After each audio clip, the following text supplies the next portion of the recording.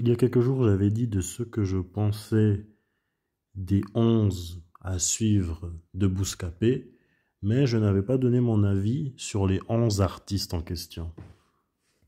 On commence avec Dexter HLM. Non, je rigole, Dexter HLC. Je revends B12 zip, j'escroque les gens, toujours en crapule pour pas changer. La petite meco comme Brana où je l'ai pas touché ou... Honnêtement, je vois qu'il tourne en rang parce que le refrain de son freestyle, quand il dit j'arrive sous che, c'est similaire à son morceau Brandao au pré-refrain où il dit toujours en charo, charo, niar. Je m'attendais à mieux, il sait rapper. De toute façon, il n'a pas sorti beaucoup de musique et on verra à l'avenir. Mais il a du potentiel. KLN, Mwanaya Braza. KLN, je trouve que c'est un peu illogique qu'il fasse partie des 11 à suivre, sachant qu'il est là avec son groupe L2B depuis 2017. Et là, il se lance en solo, mais il passe quand même par Bouscapé. C'est comme si Tiakola, qui s'est lancé en solo depuis, si je me souviens bien, 2020-2021, décide de faire les 11 à suivre, sachant qu'il est là depuis 2015. Sinon, j'ai bien aimé sa performance. J'ai bien aimé son freestyle et le fait que la rythmique bascule vers une instru jersey. J'ai bien aimé et je disais que 2025 sera l'année de KLN et c'est le cas. Je ne m'attendais pas qu'il fasse partie des 11 à suivre. Il y a encore un autre dans la liste, encore deux autres dans la liste qui pour moi ne devraient pas faire partie des 11 à suivre et ça je le dirai après, c'est Théodora et Yorsi. Congoliste, baby, elle veut sa BL. Moi, si Soukali, je me lève, je suis déjà belle. La fameuse boss lady dont j'ai parlé à la fin de mon avis de KLN, elle aussi, je ne sais pas comment la distinguer. Je ne sais pas si c'est une rappeuse ou si c'est une chanteuse. Mais en tout cas, pour moi, elle ne devrait pas faire partie de cette liste où elle devait faire partie des 11 à suivre de 2024, sachant que son single Congolese BBL l'a fait péter, elle a eu un disque d'or et le fait qu'elle soit là, elle prend involontairement de la lumière à des artistes en développement qui sont présents dans les 11 à suivre, qui eux auraient eu besoin de cette lumière. Et il y en a qui disent que apparemment Théodora c'est la Sexy Red congolaise.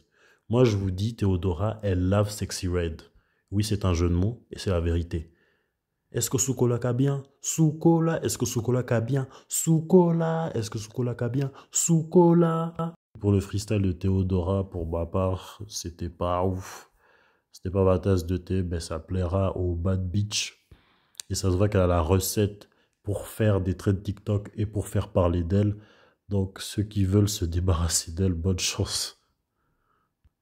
R2, je trouve qu'il est archi chaud, bouillant, pétillant, boosté. Après, à certains moments, il me fait penser à Lamano. Pour ceux qui ne savent pas, Lamano, quand il rappe, il a une certaine façon à ne pas finir directement ses mots. Après, ça reste à suivre. Je n'ai pas écouté beaucoup de sons de lui, mais il a du talent.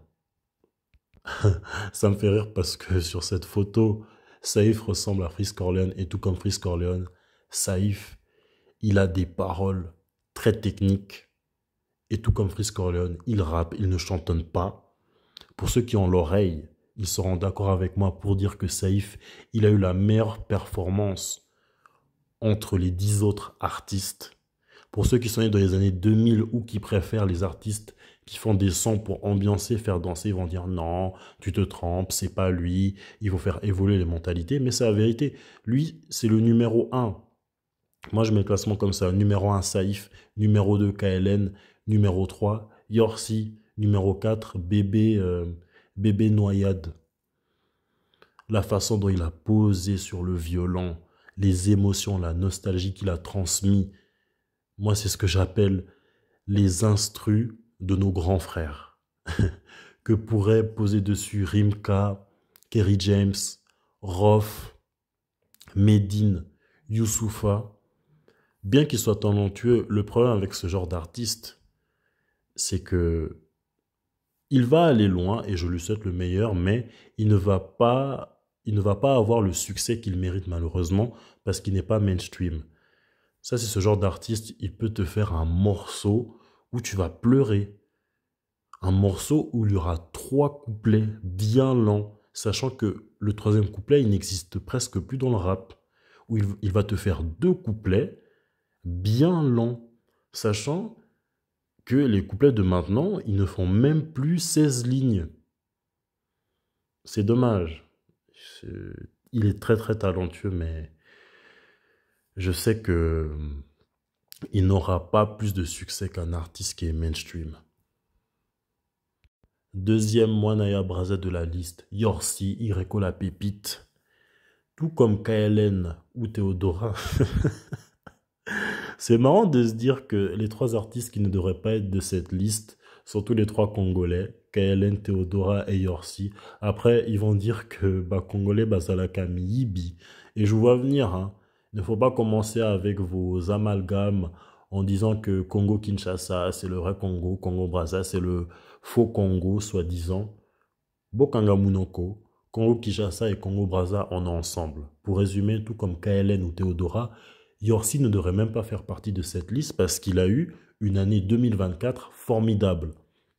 Il a eu un disque d'or avec son titre CRF, il a performé à l'Olympia, il a été plusieurs fois à Planète Rap et il y a quelques jours, il a fait une interview, je me trompe tout le temps, il a fait un interview pour Légende urbaine. Il avait aussi sorti un EP en 2024.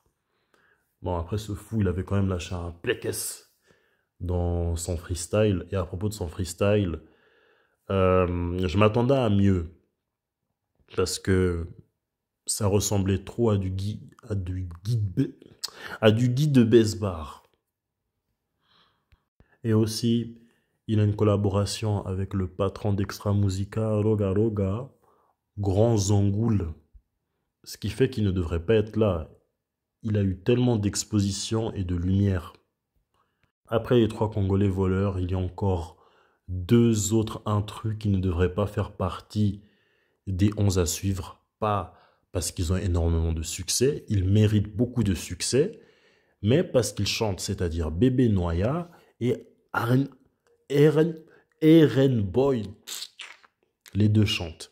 Bébé Noya, elle ramène cette vague, cette influence R&B qu'on avait dans les années 2000 déjà. L'instru de son freestyle fait très 2000, une instru où Beyoncé aurait pu poser dessus. Et j'espère qu'elle sera là pour rester. Il faut lui donner de la force parce que je sens que si elle collabore avec des grands noms de l'R&B comme Singila, comme Monsieur Nov, elle pourra faire de bons refrains. Après KLN, on a KLM. Il en faut plus pour faire du CTLM. Je n'ai pas grand-chose à dire de son freestyle. Il est boosté, il a très bien rappé, mais ce n'est pas le genre d'artiste que j'écoute. Kiked, Soki Nesquik, Soki Kid Flash. Après avoir trouvé son inspi dans les métros de Paname, Kiked apparaît dans les 11 à suivre. Il a une énergie de malade. J'ai été ambiancé. Bon, ça ne parle pas à certains parce que ce n'est pas assez lyrical. Oui, moi j'aime beaucoup lorsqu'il y a des paroles, mais quand le rappeur a énormément d'énergie, moi j'aime bien. Moi ça m'ambiance. Et les Ivoiriens, mais 225, mais qu'est-ce que vous avez? Qu'est-ce que vous avez? Hein? À chaque fois que je vois un Ivoirien, il est surexcité. Un artiste ivoirien, il est surexcité. Soit il est surexcité comme Kiked ou la Mano, ou soit il fait que de gueuler sur l'instru comme VG Dream. Alors non, ce n'est pas un reportage de TF1 où on fout le visage des gens qui ne veulent pas être filmés, où on fout le visage des criminels. Lui, c'est Saïd la CF. Je crois que j'ai prononcé juste. C'est l'avant-dernier rappeur à avoir posé. Il rappe très bien. Et j'ai bien aimé son freestyle. Après, je ne sais pas si en 2025, c'est une bonne idée d'encore poser sur des instrus drill. Après, je vois qu'il en a beaucoup dans le ventre. On verra bien ce qu'il va balancer à l'avenir. Apparemment, l'album Mélo de Tiakola a passé les frontières jusqu'au Maroc, ce qui nous a donné RN Boy. RN Boy, rappeur, chanteur, pas chanteur de R&B. J'aimerais qu'on arrête de coller le style la mélo au R&B. J'ai peur pour lui à propos de deux choses. Première chose, c'est qu'il subisse le même traitement que Chebet. Que c'est juste un gars que les raclis vont trouver beau, mais personne ne va vraiment streamer ses sons pour l'aider à avancer dans sa carrière. Et je sens qu'il essaye de se démarquer des autres artistes mélos, parce que si on ferme les yeux et qu'on écoute RN Boy chanter, autant on entend Tiakola, autant on entend Eresco. Mais j'ai remarqué que ce que lui, il fait pour se démarquer des deux, il fait des high notes, pardon, un peu plus hautes. Mais il y a un problème. Le problème, c'est qu'il a les mêmes sujets dans ses chansons que Resco, c'est-à-dire les femmes. Même si les deux sont des artistes à part, ben, souvent la façon de chanter de RN Boy me rappelle Rasco. Peut-être qu'il s'inspire de lui, je ne sais pas. Mais je sens que lui aussi, il va aller loin. Et là, je parle de RN Boy. À propos des Flammes 2025, troisième édition, je vais juste dire quelque chose en bref. Je ne sais pas si ça sera le même bordel que la première édition ou la deuxième édition, mais ce qui est sûr, à propos des révélations de l'année, vous savez déjà, il n'y a pas besoin que je le prédise, il y aura Yorsi, Théodora et peut-être KLN. On verra bien. J'espère aussi de tout cœur que Saïf va remporter un prix parce que son freestyle, ses punchlines m'ont mis une claque.